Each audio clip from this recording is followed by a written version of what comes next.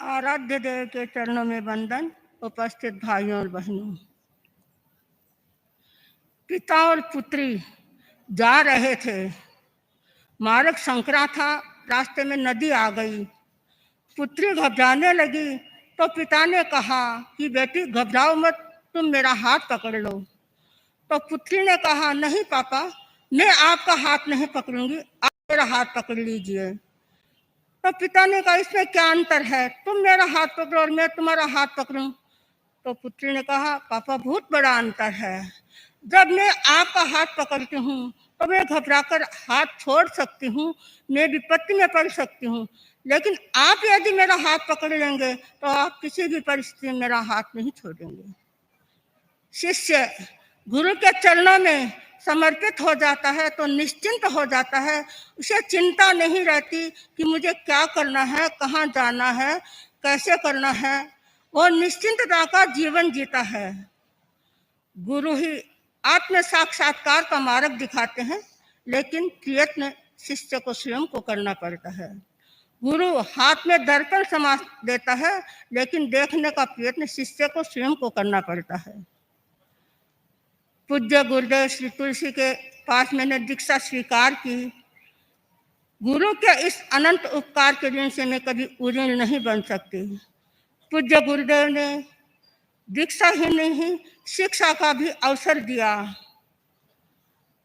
जब दीक्षा लेकर के हम डूंगरगढ़ पहुंचे, साधियों की व्यवस्था हो रही थी और अनेक नवदीक्षित साधियों को बहिर्विहार की वंदना भी करवा दी थी, और मैं भी मेरे नाम का इंतजार कर रही थी कि मेरा भी नाम आने वाला है।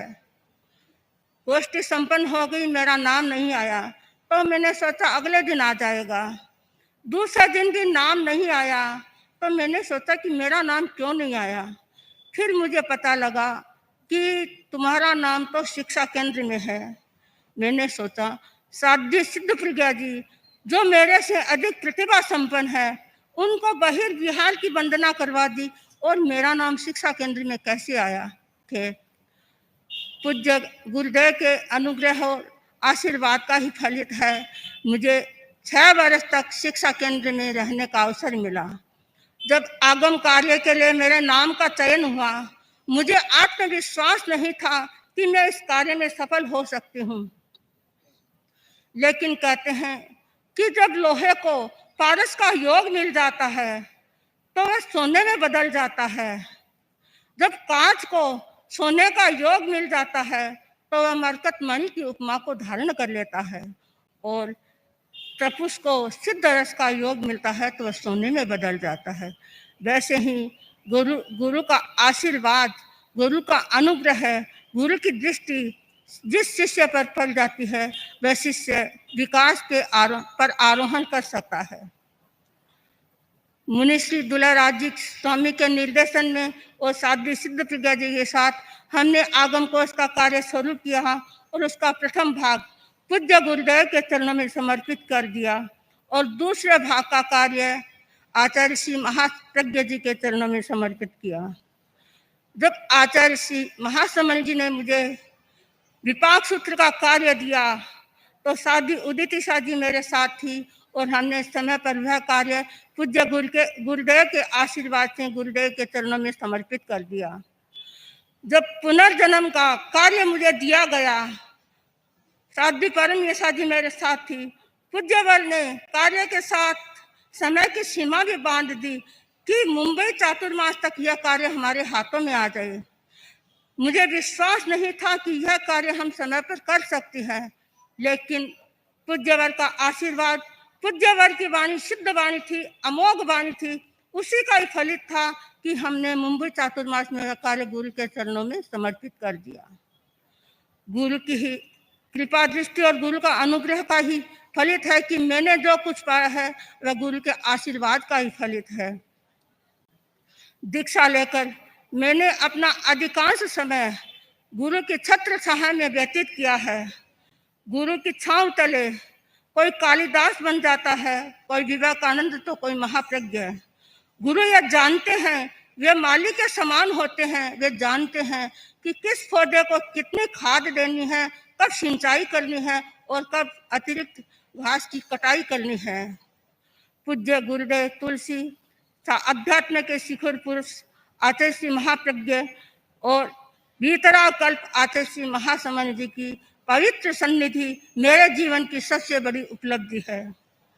आचार्य श्री महाप्रज्ञ जी की अनुग्रह और आचार्य श्री महासमन जी के अनुग्रह से मुझे गोचरी करने का अवसर मिला और आचार्य श्री महासमन जी की आंशिक गोचरी का अवसर मिला।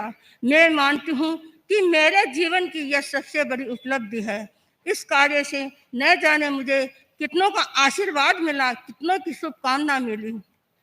आज के इस अवसर पर मुख्य मुनि प्रवर को भी मैं याद करती हूँ, जिनके बाल जीवन में मैंने देखा कि बालक जैसा सहज जीवन था और उन्होंने अपनी प्रतिभा का परिचय जब वे कक्षा में प्रथम स्थान पर आए तो उनकी प्रतिभा के भी दर्शन होते हैं। आज मैंने देखा कि उनमें कितनी विनम्रता है। जब हम मार्ग से गुजरते हैं तो उनका हाथ जुड़ जाते हैं और मस्तक झुक जाता है। उनकी विनम्रता और समर्पण ने ही गुरु के दिल में स्थान बनाया है और उनको इस मुकाम तक पहुंचाया है। आज के इस अवसर पर मैं शासन माता साध्वी प्रमुखा श्री जी के वात्सल्य प्रेरणा को भूल नहीं पाती ही। उनका मेरे जीवन का कोई ऐसा पक्ष नहीं जहां साध्वी प्रमुखा श्री जी की प्रेरणा मुझे नहीं मिली हो, वात्सल्य मुझे नहीं मिला हो।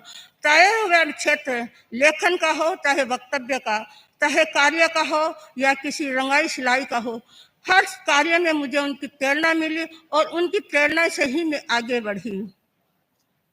साध्वी प्रमुखा श्री जी की अकल्पित प्रेरणा ने ही मुझे आत्मकथा लिखने के लिए प्रेरित किया। एक दिन आत्मकथा का प्रसंग चल रहा था और अचानक महासमन जी ने फरमाया कि यदि साध्वी विमल प्रज्ञा जी अपनी आत्मकथा लिखती है तो मैं अपना पूरा वाक उसमें अवश्य दूंगी।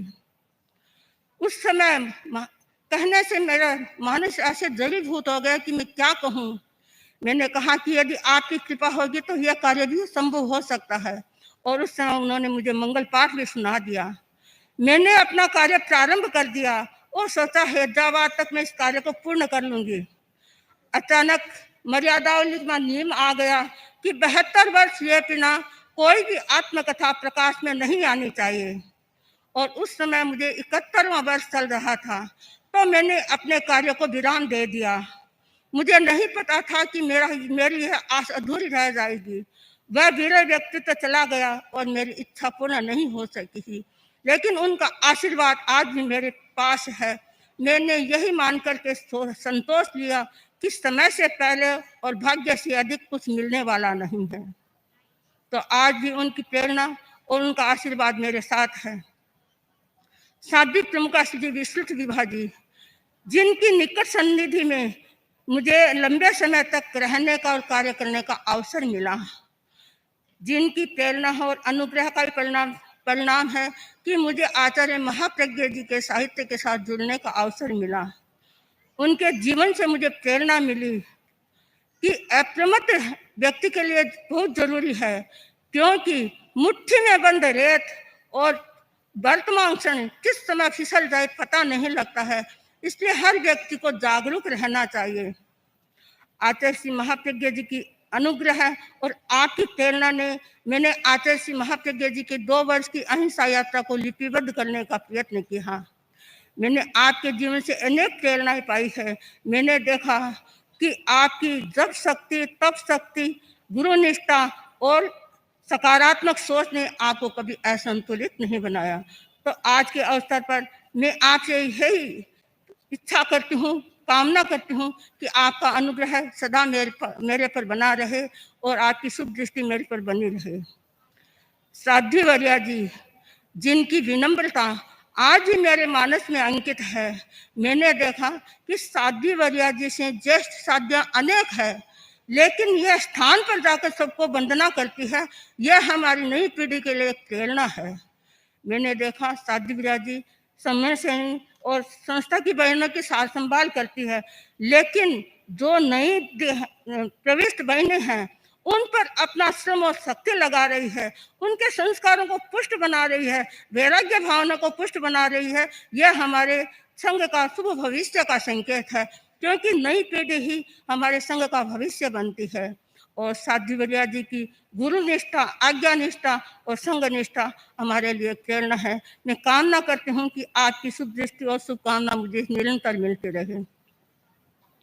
आज के इस अवसर पर मैं साध्वी सिद्ध प्रज्ञा जी को भी नहीं भूल सकती, जिनके कारण मुझे विकास यात्रा में बहुत योग मिला।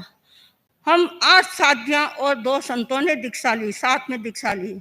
अभी वर्तमान में एक संत मुनि श्री मोहजित कुमार जी स्वामी और हम 6 साध्वियाँ, साध्वी विशुद्ध प्रज्ञा जी, साध्वी कीर्तिलता जी, साध्वी निर्वाण जी, साध्वी शांतिलता जी और साध्वी प्रेमगदा जी, हम 6 साध्वियाँ यहाँ है। मैं पूज्यवर से निवेदन करना चाहती हूँ कि गुरुदेव, पूज्यवर की निकट सन्निधि सबको मिल सके यह संभव नहीं है, लेकिन 50 वर्ष की संपन्नता पर यदि पूज्यवर का संदेश को मिल जाए तो हमारे जीवन की सबसे बड़ी उपलब्धि हो सकती है। पूज्यवर संदेश नहीं देते हैं, लेकिन 50 वर्ष की संपन्नता पर यदि सबको संदेश देते हैं तो वे हमारे महानिर्जरा में निमित्त बन सकता है। तो पूज्यवर कृपा करें, सब इस इंतजार में है कि पूज्यवर का हमें संदेश मिले। और आज के इस अवसर पर मैं साध्वी सिद्ध प्रज्ञा जी के बारे में कहना चाहती हूँ कि मेरा जब भी लाडनू जाना होता, मेरा अधिकांश समय उनके पास व्यतीत हुआ।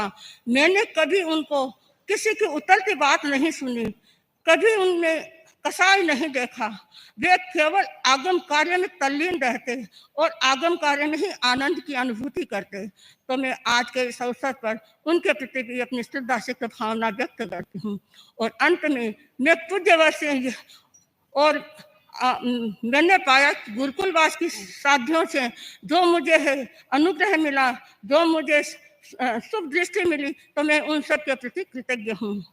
तो आज के इस अवसर पर मैं पूज्यवर से यही कामना करती हूँ कि तुम्हारी वीतरागता मेरे कसायों को शांत कर दे, तुम्हारी वीतरागता मेरे कसायों को शांत कर दे, तुम्हारा ज्ञान मेरे अहम को झुका दे और तुम्हारी सहिष्णुता मेरे भीतर के सुविधावाद को मिटा दे और तुम्हारी प्रेक्षा मुझे अंतर जगत में उतार दे। इसी भावना के साथ